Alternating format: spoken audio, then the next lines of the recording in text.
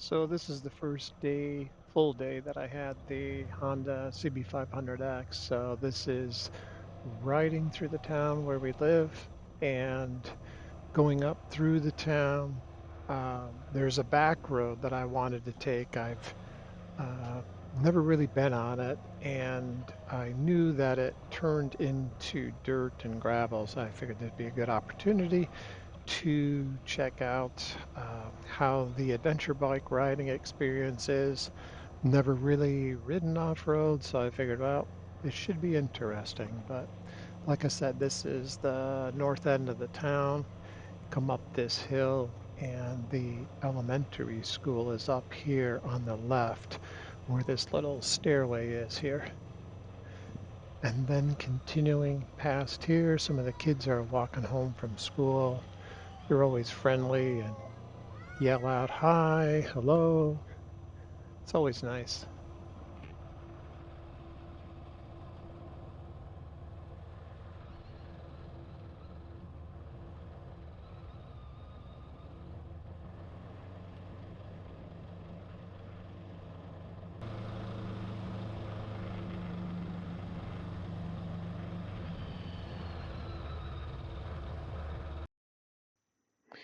So here is one of those type of roads where it's only paved where the car tires would go, I guess to save money. But these aren't so bad.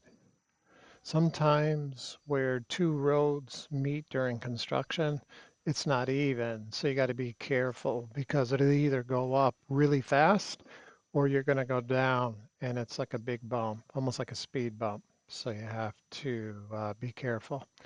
So in this section, this is common. You'll be riding on the back roads and all of a sudden the cement just stops. It runs out. And now you have to drive over a dirt, gravel, or very rough road. So at this point, I'm stopping, kind of looking up at this road, knowing that it's going uphill. And this is my first time riding in gravel and dirt. I'm thinking, well, what the heck, let's go. I'm going pretty slow because I'm not familiar with the motorcycle and I'm not used to riding in the dirt. So I'm kind of taking it easy, riding probably in first gear. Up here, they dumped some gravel. Since this time that I was doing this ride, they've actually paved this road, so it's not like this anymore. But thankfully, it had not rained, or else this would have been a mess. It's kind of dry season, so the road was nice and dry. Bumpy, pretty rocky, but wasn't too bad. But like coming from being a Harley rider, this is definitely something different for sure. So I'm trying to get used to riding off-road, so to speak. It's not like true off-roading, but you're going off pavement, right? So, and again, this is common. You'll be riding on the dirt, and then the road starts up again. So it's kind of interesting.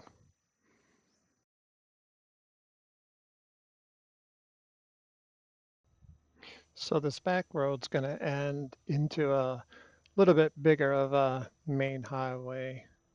So as you can see, these kids are going to be walking by these tarps that are laying out in the road. That's actually rice that was harvested, and you need to put the rice out in the sun to dry the husks off. And once that's done, you could take it to a mill and they get the husk off the rice. And then the actual rice is what's left over, and that's what they cook. Uh, Coming around this bend, you'll see that there's some road construction. I'm assuming it's road construction, but right here you can see they dumped gravel and sand and rocks. It's blocking one of the lanes, but there's no signs warning you that essentially it's going down the one lane because there's construction material in the road, so you got to be careful about that. This is another section where the pavement ran out. I'm just following this delivery guy.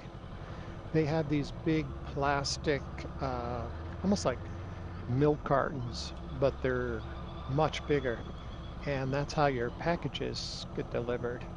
So if you buy anything online, these guys will bring your box on a motorbike and will deliver it to your house. So I'm kind of following behind him to see what track he's taking and try to somewhat follow along where he's driving.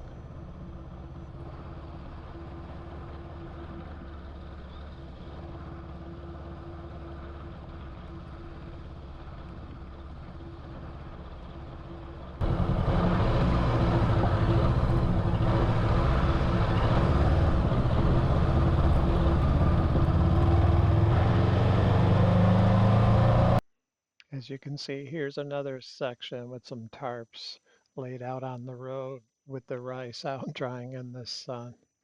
So you got to be careful if a vehicle's coming the other way. You have to make room. And like this is fun. You had that big roadway, and then it went into this almost single lane, but it's a two-way road. So if there's a bus or a truck, you're pretty much going to have to go almost off on the side of the road to let them pass. Here, the road takes you through some small town. Not sure what the name is, but you could see this is typical. The houses are built very close to the road, so as you come through, people's porches are pretty close to the road. It's also interesting because when I ride through there, these people that live back in these small towns never see foreigners around in this area. So you get a lot of stares. Plus, I'm on a bigger motorcycle. I get a lot of stares in the beginning because I'm riding a 500cc. To them, that's a huge bike. You just don't see people riding around. They're typically on motorbikes that are 125cc up through 160, and that's usually it. Main reason is easier to get around, and the bigger factor is the cost. So I love these back roads. It's just so scenic. You see a lot of the rice fields off to the sides, and then all of a sudden, like here, you're in the middle of a forest reserve. And I noticed further in here, we're going to come up to it in a couple of seconds. There's a cold springs that runs through this forest, and they have all these little tiny pavilions. I guess you can rent them out, and you bring a bunch of food, have your family come out there, swim in the cold spring, and then sit around, eat, drink, have a good time, and looks like it would be a really good time. I have not been back here since I did this ride back in mid-February, but it looks like it would be really a good time.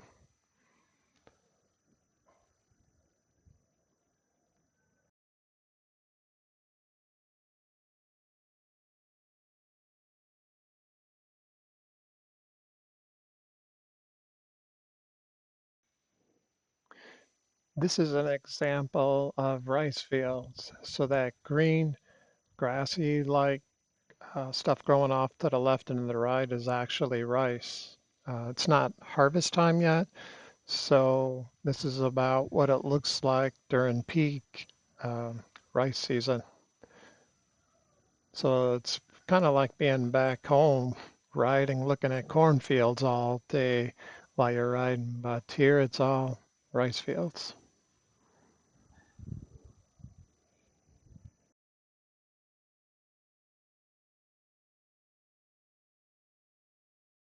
Okay, the only way to pass is through this trail.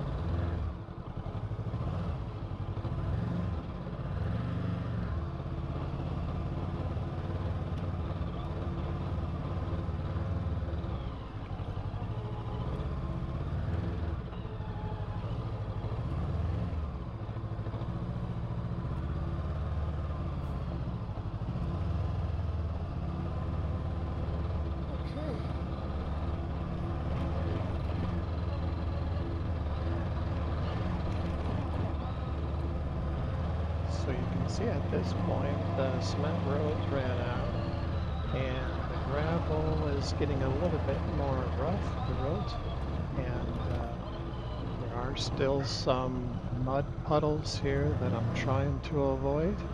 I've not ridden through this type of wet, muddy puddles, so I didn't want to get stuck or slide out, so I'm trying to avoid all these. Looks like most of the locals are too, because you can kind of see the paths that are going around it. But it must have rained a few days before and it still hasn't dried out, but it's getting to be a bit more rough road. I see this and I'm like, there's no way. There's no way around it. So I'm contemplating what I should do, and I decided, screw it. I'm turning around and going back the way that I came.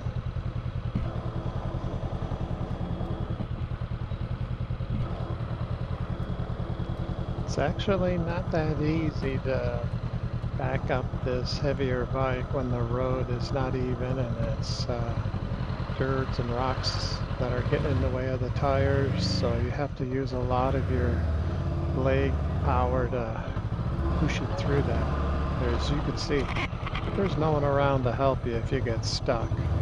There's no houses around anymore, it's just out in the open, so you really need to be careful. I don't know how long it would be before someone came riding by.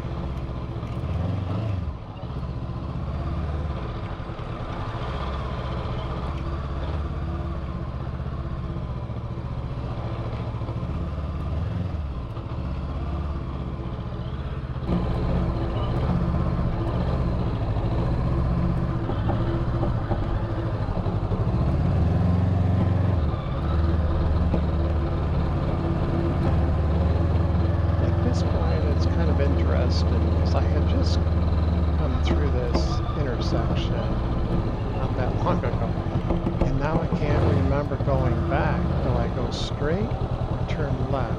Where did I come from? So I'm looking at my phone. I got Google Maps open, but I'm not getting a signal at all. So now Google Maps isn't working, and I'm trying to figure out what do I do. And I was looking straight. And I thought, well, how do I get to Lantang? This way or this way? There's a house there, and I see some people out there. So I asked, how do I get to the town that I'm trying to go to? So she comes over and helps me, and she's kind of surprised from the town that I came from that I'm out here. So she's like repeating the town, like, where do you want to go?